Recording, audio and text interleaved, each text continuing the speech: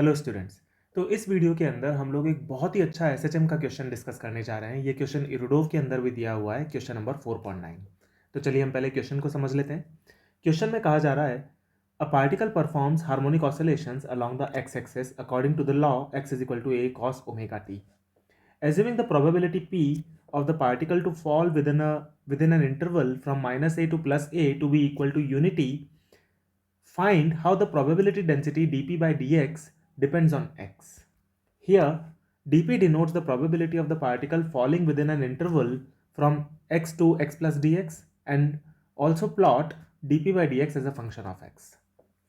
ठीक है, ये क्वेश्चन है। एक बार आप खुद से क्वेश्चन को ट्राई कर लें, वीडियो को पॉज करके, उसके बाद में आप मेरे सॉल्यूशन को देखें। तो चलिए हम सॉल्व करते हैं। देखिए, बहुत ही कमाल का क्वेश्चन है ये। तो देखिए, सबसे पहले तो मैं आपको इस क्वेश्चन का गलत सॉल्यूशन बताता हूँ। वो गलत सॉल्यूशन मैं आपको इसलिए बता रहा हूँ क्योंकि ये जो गलत सॉल्यूशन है ये बहुत स्टूडेंट्स को सही लगता है और उनको पता भी नहीं चलता कि इसमें गलत क्या है। इसलिए गलतियों से भी सीखना चाहिए। तो पहले मैं आपको गलत सॉल्यूशन बता रहा हूँ, ठीक है। तो रॉन्ग सॉल्यूशन, पहले ही मैंने लिख दिया कि ये सॉल्यूशन रॉन्ग है, ठीक है। तो रॉन्ग सॉल्यूशन क्या है, देखो, सबसे पहले तो हम क्वेश्चन को थोड़ा सा डिस्क्राइब कर लेते हैं। पार्टिकल जो है वो एसएचएम परफॉर्म कर रहा है। तो जब एक पार्टिकल एसएचएम परफॉर्म कर रहा होता है तो उसके पाथ डायग्राम को हम कुछ ऐसे शो कर सकते हैं, है ना। तो ये हमने पाथ डायग्राम को शो कर दिया, ठीक है। अब वो कह रहा है कि हमको निकालनी है probability density, DP by d x हमको निकालना है, जहाँ पर डीपी क्या चीज़ है, डीपी है पार्टिकल के होने की प्रोबेबिलिटी एक्स से एक्स प्लस डी एक्स के रीजन में। तो यहाँ पे अपन शो भी कर लेते हैं कि एक्स से एक्स प्लस डी एक्स का रीजन कौन सा होगा। तो देखो, एक्स को मेजर कहाँ से किया जाता है, एक्स को मेजर किया जाता है मीन पोजीशन से। ये एक्स इज इक्वल टू 0 की पोजीशन है। तो यहाँ से अपन थोड़ा सा आगे चलते हैं। लेट्स से ये जो पोजीशन है ये एक्स है और इसके बाद में ये जो एलिमेंट है ये डी एक्स है। तो हमको जो रीजन यहाँ पे जो कंसिडर करना है वो ये वाला रीजन है। ये शेडेड रीजन मैंने बना दिया। तो हमको ये बताना है कि पार्टिकल की शेडेड रीजन में होने की प्रोबेबिलिटी क्या होगी, ठीक है। ये क्वेश्चन है। तो यहाँ पे हम ये बोल सकते हैं कि पार्टिकल जो है वो डी एक्स के रीजन में, देखो प्रोबेबिलिटी का मतलब क्या होता है, प्रोबेबिलिटी का मतलब होता है कि number of favourable cases divided by total number of cases, है ना। तो हमको ये बताना है कि ये जो पार्टिकल है ये x से dx के बीच में इसके होने की प्रोबेबिलिटी क्या होगी, ठीक है। तो यहाँ पे हम बोल सकते हैं कि dp जो होगा, जो प्रोबेबिलिटी होगी पार्टिकल की, वो हो जाएगी dx के अंदर टोटल पाथ लेंथ कितनी है, टोटल पाथ लेंथ है 4 है। अगर इसका एम्पलीट्यूड हम a मान रहे हैं, ये डिस्टेंस भी a है, ये भी a है, ये भी a है और ये भी है, टोटल पाथ लेंथ हो गई 4 है। तो और जो पाथ लेंथ हमको कंसिडर करनी है dx वाली, वो होगी dx।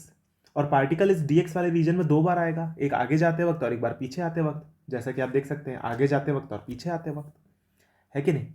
तो यहाँ पे अपन बोल सकते हैं कि पार्टिकल जो है वो dx में 2 बार आएगा और टोटल जो पाथ लेंथ है वो है 4 है। तो प्रोबेबिलिटी यही हो जानी चाहिए। तो ये हो जाएगा dx अपॉन 2a। तो यहाँ से dp बाई dx की वैल्यू आ जानी चाहिए 1/2a और यही हो जाना चाहिए आंसर टू दिस क्वेश्चन। लेकिन अगर आप बुक के अंदर इसका आंसर देखेंगे पीछे तो वो कुछ और दिया हुआ है। पर क्वेश्चन ये खड़ा होता है कि ये जो सॉल्यूशन है इसमें गलती क्या है। ये एक ऐसा सॉल्यूशन है जो कि अक्सर स्टूडेंट्स करते हैं और उनको पता भी नहीं चलता कि इसमें क्या गलत है। तो मैंने आपको पहले बता रखा है कि ये गलत सॉल्यूशन है। तो आप एक बार वीडियो को पॉज करके सोचें कि इसमें गलती क्या है, फिर उसके बाद में आप मेरे सॉल्यूशन को देखें। मैं आपको बताने वाला हूँ कि इसमें क्या गलती है और बहुत इंपॉर्टेंट है ये गलती जानना। देखो, ये सॉल्यूशन गलत क्यों है, पहले तो अपन इसको काट देते हैं कि ये गलत है, ठीक है। इसको मैं और भी बड़ा काटूंगा, लेकिन पहले अपन इसको समझ लेते हैं कि ये गलत क्यों है। देखो, ये गलत इसलिए है क्योंकि इसके अंदर हमने ये एजम्पशन लिया है कि पार्टिकल की किसी भी dx एलिमेंट में होने की, जैसे पार्टिकल ये वाला जो dx एलिमेंट होगा, किसी भी dx एलिमेंट पे होने की पार्टिकल की जो प्रोबेबिलिटी होगी वो इक्वली डिस्ट्रीब्यूटेड है। यहाँ पे एक तरीके से हमने यूनिटरी मेथड लगा दिया है। यहाँ पे हमने ये बोला है कि पार्टिकल की जो dx में होने की प्रोबेबिलिटी होगी वो dx की लोकेशन पर डिपेंड नहीं करेगी। मतलब अगर आप x को एकदम पास में, मीन पोजीशन के पास में ले लो तो भी उतनी प्रोबेबिलिटी होगी, एक्सट्रीम पोजीशन पे अगर आप dx को ले लो तो भी उतनी प्रोबेबिलिटी होगी। तो हमने इक्वली डिस्ट्रीब्यूटेड प्रोबेबिलिटी मान ली है यहाँ पे कि हर एलिमेंट पे पार्टिकल के होने की जो प्रोबेबिलिटी होगी वो बराबर होगी। लेकिन ऐसा नहीं है। ऐसा क्यों नहीं है, देखो इसको हम समझते हैं। ऐसा नहीं है, ये तो हमको समझ में, अभी मैं आपको समझा दूंगा। पहले मैं इसको काट देता हूँ कि ये गलत सॉल्यूशन है। तो देखो, अब मैं आपको बताता हूँ कि ऐसा क्यों नहीं है कि हर एलिमेंट पे पार्टिकल के होने की प्रोबेबिलिटी बराबर है। ऐसा क्यों नहीं है, तो इसके लिए हम लोग एक एक्सपेरिमेंट करते हैं। क्या एक्सपेरिमेंट है? मान लो कि एक पार्टिकल जो है वो इसी पाथ पे एसएचएम कर रहा है और हम उसके इक्वल टाइम इंटरवल्स पे बहुत सारे फोटो खींचते हैं। तो पार्टिकल मीन पोजीशन पे गुजर रहा था, तब हमने उसका फोटो खींच लिया। फिर पार्टिकल का एक dt टाइम इंटरवल के बाद में हमने एक और फोटो खींच लिया, फिर dt टाइम इंटरवल के बाद में एक और फोटो खींच लिया। इस तरीके के हमने पार्टिकल के इनफाइनाइट फोटो खींच लिए dt टाइम इंटरवल पे सेपरेटेड। ठीक है, तो अब आपके पास में बहुत सारे फोटोज आ जाएंगे। अब आप अगर उन सारे फोटोज को एनालाइज करोगे तो आप ये पाओगे कि पार्टिकल के किसी भी लोकेशन पर जो नंबर ऑफ फोटोज होंगे, मतलब अगर आप एक रेंज ले लो, लेट्स से x1 से x2 तक, तो अगर आप एक x1 से x2 तक की रेंज ले लो और पूरे के पूरे पाथ को आप इस छोटी छोटी रेंज में अगर डिवाइड कर दो पूरे के पूरे पाथ को, तो हर रेंज में जो नंबर ऑफ फोटोज आएंगे वो अलग अलग आएंगे। यानी कि अगर मान लो आप x इज इक्वल टू 0 से x is equal to a/4 की एक रेंज ले लेते हो, फिर a/4 से लेट्स से a/2 तक की आप दूसरी रेंज ले लेते हो। ठीक है, तो इस तरीके से अगर आप डिवाइड कर देते हो पूरे के पूरे पाथ को बहुत सारे a/4 में, तो हर a/4 का जो एलिमेंट आप लोगे उसके अंदर जो नंबर ऑफ फोटोज होंगे पार्टिकल के वो इक्वल नहीं आएंगे। इनफैक्ट पार्टिकल के जो नंबर ऑफ फोटोज मैक्सिमम आएंगे वो एक्सट्रीम पोजीशन के करीब आएंगे। जैसे अगर मैं इस पाथ को दोबारा ड्रॉ करूं तो मैं आपको समझाता हूं। यहां पर अपन इस पाथ को दोबारा ड्रॉ कर लेते हैं। तो अब हम क्या कर रहे हैं, बहुत सारे फोटोज खींच रहे हैं और फोटोज खींच करके उनको फोटोज को एनालाइज कर रहे हैं। तो मान लो कि हमने एक तो बना लिया ये a/4, फिर एक और a/4 बना लिया। ठीक है, और यहाँ पे हमने और a/4 बना लिया। ठीक है, डायग्राम एक्यूरेट नहीं बनाए, पर चलो मैं थोड़ा और एक्यूरेट बनाता हूँ इस डायग्राम को ताकि आप लोगों को और बेहतर समझ में आएगा। देखो, मान लो ये ये बराबर हो गए, ये a/4 है, ये a/4 और a/4। तो अगर आप इस तरीके के बहुत सारे रीजन्स बना लो a/4 के, तो इनके अंदर बहुत सारे फोटोज आ जाएंगे, लेकिन हर रीजन के अंदर जो नंबर ऑफ फोटोज आएंगे वो बराबर नहीं आएंगे। इससे हमको समझ में आता है कि पार्टिकल के हर रीजन में जो होने की प्रोबेबिलिटी होगी वो अलग अलग होगी। अब ऐसा क्यों होगा कि हर रीजन के अंदर नंबर ऑफ फोटोज बराबर नहीं आएंगे? वो फोटोज इसलिए बराबर नहीं आएंगे क्योंकि पार्टिकल एक वेरिएबल वेलोसिटी से पूरे के पूरे पाथ को कवर कर रहा है। तो पार्टिकल जब मीन पोजीशन से गुजरता है तो उसकी वेलोसिटी मैक्सिमम होती है, और पार्टिकल जब एक्सट्रीम पोजीशन पर होता है तो उसकी वेलोसिटी जीरो होती है। यहाँ पे वेलोसिटी मैक्सिमम होती है। यानी कि पार्टिकल जब इस पहले वाले a/4 रीजन से गुजर रहा होगा तो बहुत फास्ट गुजर रहा होगा, तो नंबर ऑफ फोटोज कम खिंचा पाएंगे क्योंकि पार्टिकल बहुत तेजी से गुजर जाएगा। लेकिन पार्टिकल जब एक्सट्रीम पोजीशन से इस a/4 वाले रीजन में गुजर रहा होगा तो बहुत स्लो होगा, तो वहां पे ज्यादा नंबर ऑफ फोटोज खिंचा जाएंगे। यानी कि एक्सट्रीम पोजीशन के पास में पार्टिकल मैक्सिमम टाइम स्पेंड कर रहा होता है और मीन पोजीशन के पास में मिनिमम टाइम स्पेंड कर रहा होता है, क्योंकि मीन पोजीशन पे वेलोसिटी मैक्सिमम होती है और एक्सट्रीम पोजीशन पे वेलोसिटी मिनिमम होती है, जीरो होती है। तो इससे हमको ये समझ में आता है कि पार्टिकल के हर लोकेशन पे होने की जो प्रोबेबिलिटी है वो बराबर नहीं होगी। इस एक्सपेरिमेंट से हमको पहली बात तो ये समझ में आ गई। अगर आपको ये बात क्लियर है तो अब आपको ये बात समझ में आ जाएगी कि अगर हमको इस क्वेश्चन में प्रोबेबिलिटी का डिस्कशन करना है तो वो हम पोजीशन के हिसाब से नहीं कर सकते, वो हमको टाइम के हिसाब से करना पड़ेगा, क्योंकि पार्टिकल हर पोजीशन पे डिफरेंट टाइम स्पेंड कर रहा है। हर जो dx की लोकेशन होगी उस पर पार्टिकल डिफरेंट टाइम स्पेंड करेगा, क्योंकि पार्टिकल की वेलोसिटी वेरिएबल है ना। तो यहाँ पे हमको प्रोबेबिलिटी टाइम के हिसाब से निकालनी पड़ेगी, पोजीशन के हिसाब से नहीं निकालनी होगी। तो ये इसका कोर कंसेप्ट है। तो अब जो कंसेप्ट हमने यहाँ पे पोजीशन के लिए लगाया था पिछले पेज पे, इसी को अब हम टाइम के लिए लगाएंगे। तो सबसे पहले तो डायग्राम बना लेते हैं अब एक नया। ठीक है, तो ये हमने एक डायग्राम बना लिया। तो पार्टिकल इस तरीके से एसएचएम कर रहा है, ये हो गया पार्टिकल का पाथ डायग्राम। तो अगर अपन यहाँ पे वही एक एलिमेंट कंसिडर करें, लेट्स से x दूरी पर जा कर के हम एक dx मोटाई का एक एलिमेंट कंसिडर करते हैं, पाथ का एलिमेंट। तो मान लेते हैं कि इस एलिमेंट पर पार्टिकल जाते वक्त dt टाइम गुजारता है और आते वक्त भी dt टाइम गुजारेगा, फिर क्योंकि जाएगा भी और आएगा भी, यानी कि सेम dx पर पार्टिकल दो बार अकर करेगा। तो जो टोटल टाइम गुजारेगा पार्टिकल इस एलिमेंट के ऊपर वो कितना हो जाएगा, 2 टाइम्स ऑफ dt। और जो टोटल टाइम पीरियड है पूरे के पूरे ऑसिलेशन का वो हम लेट्स से टी बोल देते हैं। T is like time period of oscillation. T की वैल्यू हमको पता है 2π/ω होती है। तो ये बनेगी प्रोबेबिलिटी, ये है प्रोबेबिलिटी का एक्सप्रेशन। अब अगर ये एक्सप्रेशन आपने निकाल लिया इस क्वेश्चन में तो उसके बाद तो क्वेश्चन इजीली सॉल्व हो जाता है। ठीक है, तो ये इसका फंडामेंटल एक्सप्रेशन है, बहुत इंपॉर्टेंट है ये। ठीक है, तो हमको यहाँ पे ये समझ में आया कि प्रोबेबिलिटी हम टाइम के हिसाब से कैलकुलेट कर पाएंगे इसमें, पोजीशन के हिसाब से नहीं। ठीक है, क्योंकि पार्टिकल हर एलिमेंट पे डिफरेंट टाइम गुजार रहा है और क्योंकि प्रोबेबिलिटी पॉजिटिव ही होगी तो इसलिए हम यहाँ पे एक मॉडुलस भी लगा देते हैं। ठीक है, मॉडुलस हमने ये सोच के लगा दिया है क्योंकि कॉस फंक्शन दिया हुआ है, जब हम डिफरेंशिएट करेंगे तो वो नेगेटिव लाएगा और नेगेटिव की कोई नीड नहीं है हमको, तो इसलिए हमने यहाँ पे एक मॉडुलस भी लगा दिया है। ठीक है, अब देखो, अब हमको dp/dx लाना है तो टाइम को तो हमको एलिमिनेट करना पड़ेगा। तो कैपिटल टी को तो चलो हम एलिमिनेट कर देंगे ये बोल करके कि इसकी वैल्यू 2π/ω है, ठीक है ना। लेकिन dt को एलिमिनेट करने के लिए तो हमको इक्वेशन का सहारा लेना पड़ेगा। तो हमको इक्वेशन दी हुई है x = a sin ωt, ये हमको इक्वेशन cos ωt दी हुई है। तो a cos ωt ये हमको इक्वेशन दी हुई है, इसको अपन डिफरेंशिएट कर देते हैं तो ये हमारे पास में आ जाएगा dx = a sin ωt ×ω/dt, ये इक्वेशन आएगी। अब देखो ये आ गया ना कि नहीं नेगेटिव साइन, इसलिए हमने पहले ही मॉडुलस लगा दिया ताकि नेगेटिव पॉजिटिव का चक्कर ही नहीं रहे। ठीक है, तो हम यहाँ पे ये बोल सकते हैं कि जो dt की वैल्यू आएगी वो कितनी हो जाएगी, वो हो जाएगी dx, dt के मॉडुलस की वैल्यू ले लेते हैं अपन, तो इसकी वैल्यू हो जाएगी dx/a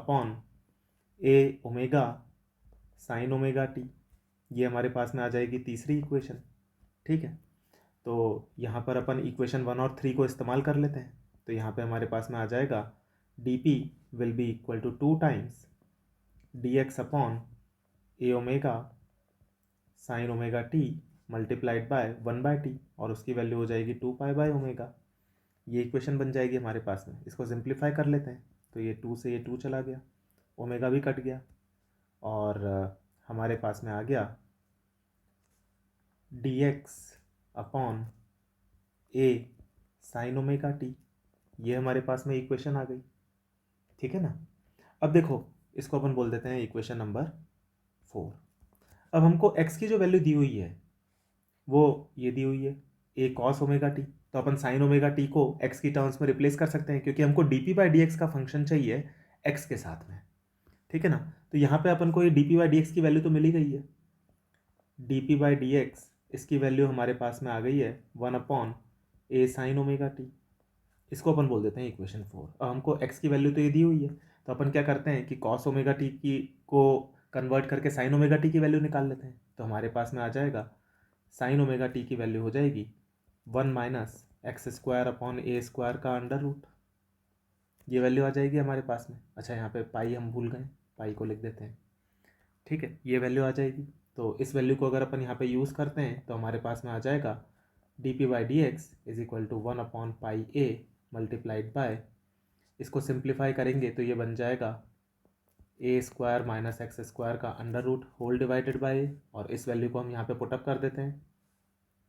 यहाँ पे आप इसको पुटअप करोगे तो देखो क्या आएगा, under root of a² - x², ऊपर भी a आ जाएगा, a से a कट गया, और हमारे पास में रिजल्ट आ जाएगा dp/dx = 1/π under root of a² - x²।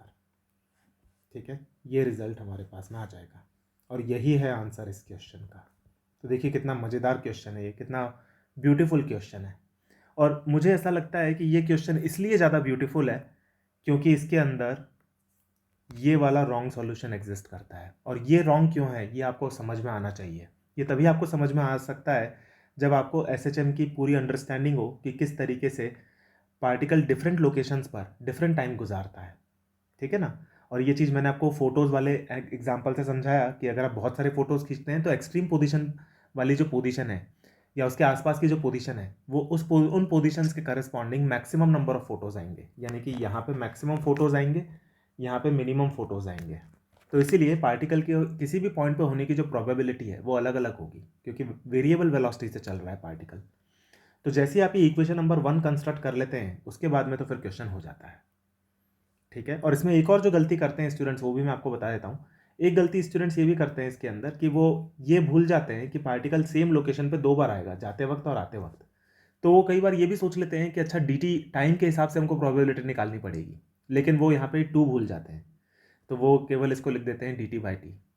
ठीक है, तो यहाँ पे आपको 2 टाइम्स 2 और मल्टीप्लाई करना पड़ेगा क्योंकि पार्टिकल जाते वक्त भी आएगा उस लोकेशन पे और आते वक्त भी आएगा। ठीक है, तो फाइनली जब आप सॉल्व करते हैं तो आपके पास में ये आंसर डेवलप हो जाता है। अब क्वेश्चन में हमको ये भी बोला हुआ है कि इसका ग्राफ भी प्लॉट करो डी एक्स का एक्स के साथ में। तो देखो यहाँ पर हम इसके लिए कुछ चीज़ें यहाँ पे देख सकते हैं कि एक्स इज इक्वल टू अगर आप ज़ीरो रखो तो D p by d x की जो वैल्यू आएगी वो आएगी 1/πa, है ना। और अगर आप x is equal to plus minus a रखते हो तो आप देख सकते हो कि d p by d x जो होगा वो टेंडिंग टू इन्फिनिटी हो जाएगा। तो अगर अपने पास में ये डेटा अवेलेबल है तो इसके हिसाब से हम एक ग्राफ कंस्ट्रक्ट कर सकते हैं। तो इसका जो एक प्रॉबेबल ग्राफ आएगा, बहुत एग्जैक्ट ग्राफ नहीं बनाऊंगा मैं, एक प्रॉबेबल ग्राफ मतलब एक टेंटेटिव ग्राफ, वो मैं आपको बना करके दिखा देता हूँ। तो हमको ये तो पता है कि x is equal to zero पर जो पार्टिकल की पोजीशन है वो है 1/πa।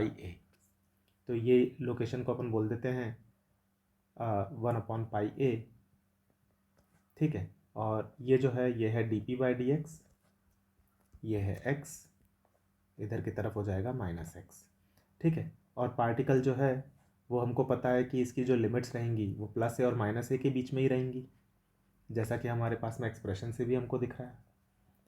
तो यहाँ पे हम ये बाउंड्रीज बना लेते हैं। ये हो गया x is equal to -a, ये हो गया x is equal to +a। और पार्टिकल हम यहाँ पे देख सकते हैं कि particle x is equal to -a पर इन्फिनिटी की तरफ जा रहा है, +a पे भी इन्फिनिटी की तरफ जा रहा है। तो इसका यहाँ पे ये एसिम्प्टोटिक बन जाएगा इस तरीके से, ठीक है। और ग्राफ कुछ ऐसा दिखने वाला कुछ बन जाएगा, ठीक है। पैराबोला नहीं होगा, कुछ और कॉम्प्लिकेटेड फंक्शन होगा, इसका कोई स्टैंडर्ड नेम नहीं है, लेकिन ग्राफ दिखेगा कुछ इस तरीके का, ठीक है। तो x is equal to zero पर हमको पता लग गया, d p by d x की वैल्यू पता थी, x is equal to -a और +a पर हमको पता थी, तो कुछ इस तरीके का ग्राफ बनना चाहिए, ठीक है। तो ये हमारे पास में D p by d x और x का ग्राफ भी आ गया और फाइनली ये क्वेश्चन कंप्लीट हो गया। तो एक बहुत अच्छा क्वेश्चन है स्टूडेंट्स, ये इसको आप रिवाइज करें, एक बार आप खुद से सॉल्व करें इस क्वेश्चन को without seeing my solution till the correct answer, तब आपको और ज़्यादा कॉन्फिडेंस आएगा, ठीक है स्टूडेंट्स। तो हम लोग मिलेंगे और आने वाले वीडियोज़ में नए प्रॉब्लम्स और नए कंसेप्ट्स के साथ। Thank you.